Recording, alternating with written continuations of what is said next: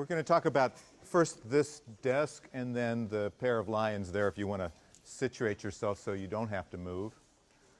And I'm starting with the advantage of following Everett, who's already given you quite a lot of information about the Wrightsmans as collectors, and arguably their contributions to this museum in the decorative arts are as great, perhaps greater, particularly in the area of French decorative arts.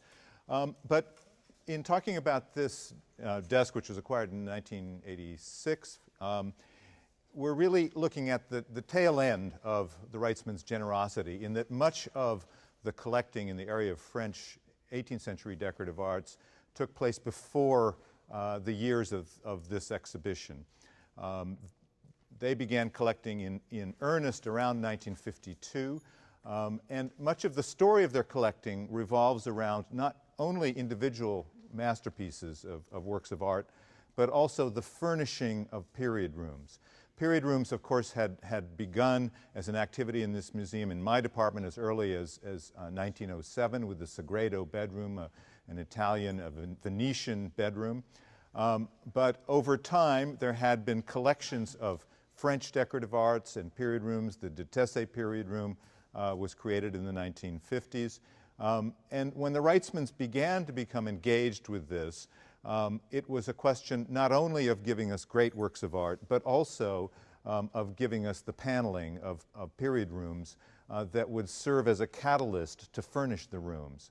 So this is a very important dynamic in terms of their collecting. One of the most important gifts they gave happened to be Jayne's own dining room, which she then gave to the museum, and then it became part of our job to work with her to furnish it at the highest level. James Parker was the curator of decorative arts of furniture who had the most to do with this project over the long period of time, particularly in the 1970s when most of these rooms were engaged. I'm a relative newcomer. I've only been here 7 years, but Jayne's been very much in my life since I arrived. I was in her apartment just Friday looking at her own Antico sculpture, a Spinario, and I had to work with her birthday as a deadline for the renovation of the galleries that just took place a couple of years ago. And I learned quickly that this was an inviolable deadline. So we had, I think, in the end only 17 months to do an enormous task of the overhaul of all of these galleries. But Jayne, through the course of her many years of knowing this museum, also knows its foibles and shortcomings. We can drag our heels in construction work sometimes, for example. So by setting a firm deadline, we had to go out and hire dozens of conservators in order to do the work on time. And there's a lot to be said for the focus of a deadline, as Jayne appreciates. This actually was acquired for one of the last of the Wrightsman galleries, a Louis XIV state room that was created in 1987. And what was typical of the Wrightsmans' generosity in this is that they went out and helped us buy two of the greatest works of furniture that were on the market at that time that were appropriate at the highest level to furnish this stateroom. And in this instance, as in many cases with the Wrightsmans collecting, it is an object of royal provenance, which obviously means that it's craftsmanship at the greatest possible level. It's one of the only pieces of furniture that is securely identified as having actually belonged to Louis XIV. It's a work which is known as a bureau brisé. The bureau brisé, the top flips back in half, and the front, I'll try not to extend my finger too far, is actually false drawers, and it flips down, so there's a writing surface within.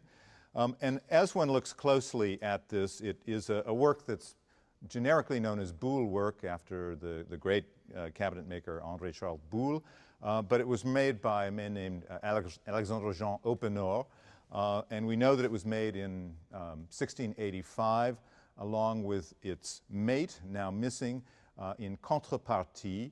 It's done in this marquetry work, in this case of brass inlaid in tortoise shell, so much associated with Boulle, and its mate uses the reverse of the sheets from which this was cut. So it was tortoiseshell into brass, though that work is now missing.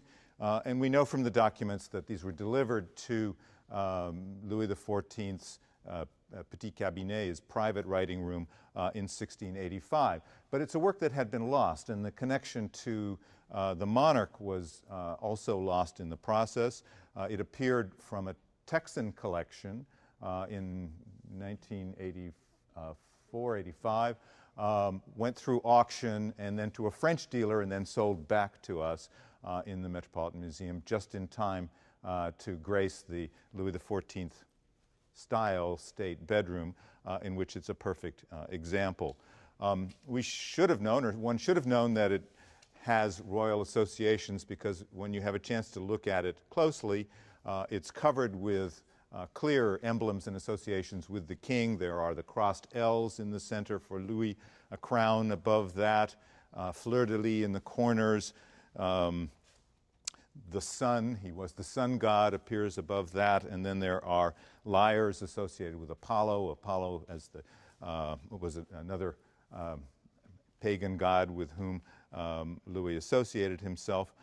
So it's an example of one of the finest works possible with a royal provenance, which is true for so many of the Wrightsman objects that were given us. And we're extraordinarily lucky now to have what is certainly one of the greatest collections of French 18th century decorative arts anywhere in the world, that is distinguished by objects that were not acquired merely to furnish a period room, just to show how it might have looked in a particular period, but each object in itself is truly at the highest level of quality. You could take away the walls and really the objects. Sometimes the walls and the ambiance distracts from the fact that we have in this museum one of the greatest collections of decorative arts and objects from that time period. And it is thanks to now Jayne Wrightsman and then Charlie as well that we set such high standards. And today, when I rarely succeed in getting Jayne Wrightsman to give me some money to buy decorative arts, I take it as the highest compliment, because her taste is so good that she really only gives money if it's a superlative object. I want to turn our attention to another work of decorative arts, also the highest level of rarity and quality, this pair of lions and lioness. And we thought to include this in the mix because one thinks of the Wrightsmans for the French decorative arts or paintings, and less so for other regions of Europe. But in fact, the Central European galleries are also Wrightsman galleries, put together in the early 1980s. And this pair of lions, which stand guard at the entrance of the Central European galleries, is one of the greatest acquisitions in my department, certainly in the area of porcelain, that's ever been made. They are extraordinarily ambitious in the field of porcelain, and they were made under the patronage of Augustus the Strong, who was Elector of Saxony and also King of Poland, and was the principal patron of the Meissen factory outside of Dresden, which, as you know, rediscovered the formula for making true hard-paste porcelain around 1709. And Augustus the Strong was also a fanatic collector of Asian porcelain, particularly Chinese and Japanese. He gave a regiment of his soldiers in order to purchase a small number of Chinese porcelain, which gives you some sense of how much he valued them. And beginning in 1727, he had the project of converting one of his palaces into what later became known as the Japanese Palace, with the idea of having his collections of Asian porcelain on the ground level and Meissen porcelain and other objects on the upper level of this pavilion. And along with this project was born the idea of creating a group of porcelain animals, which in the end there were something like 53 models of mammals. Here we have lions, and birds. The initial idea was to have 4 of each of the models made. And what's extraordinary about it is that it is an extremely difficult technical feat in order to accomplish. This really strains the limits of firing porcelain in a kiln. You can see the results in the numerous firing cracks that exist on this. They had to invent as they went along the kind of paste that would withstand the heat in the kilns, the kind of modeling that would stand up to the large-scale firing. And initially, Augustus the Strong's wish was that this menagerie, which was to be erected in an enormous room with 38 feet high ceilings, it was 160 feet long on the top level of the Japanese pavilion, would have all of these animals displayed around, painted in their naturalistic colors. Now, this was one of the biggest of the challenges because they had to fire the clay immediately after it was made, then a second firing in order to create the initial glaze, and then to paint the enameled colors would have required a third firing, which the arcanists and others in Meissen feared would damage the works. So in the end, there are a few of the smaller items of birds that have actually been fired in this way, but most of them were cold painted, and this has worn away or disappeared in time. And the majority of them, in fact, were left white, like this, which has the great advantage of showing the very spirited modeling that took place. These were modeled by a man named Jakob Gottlieb Kirchner, who was the first great modeler at the Meissen factory. Beginning around 1730 to 1732 is when the project sort of got up steam. And what's interesting, particularly about looking at these, is that while there was a trend towards naturalism, which one can see more and more in the later examples of the models from the factory, and one must remember that Augustus the Strong also had his own zoos. He had collections of domestic as well as exotic animals around Dresden. He had his taxidermists busy working on the animals once they died, so there were many examples that could be seen directly as the modelers came to come up with their way of displaying the animals.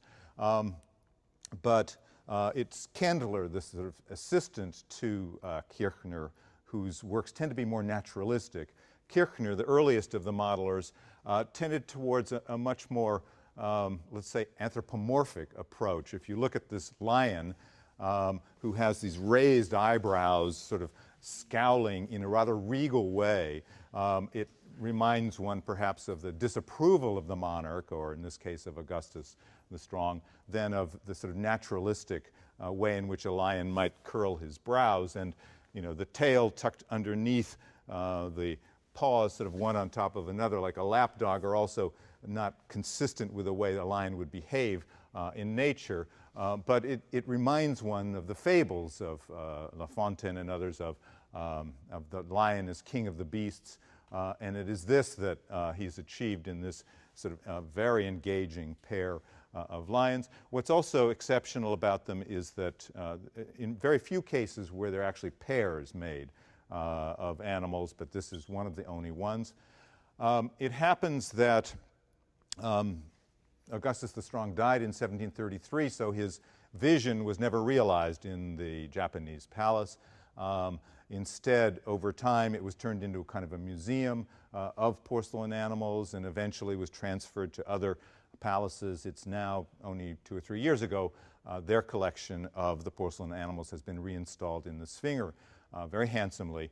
But in the process of this, the palace began to sell off some of the duplicates, and this is why some of these objects have circulated throughout Europe and the United States, and we have the great good fortune to have, you know, 2 of the key and largest of the porcelain animals made for this commission here in New York, and thanks to the Wrightsmans, they are really the key pieces that you see when you enter the Central European galleries. They're also known as Wrightsman galleries here at the Met.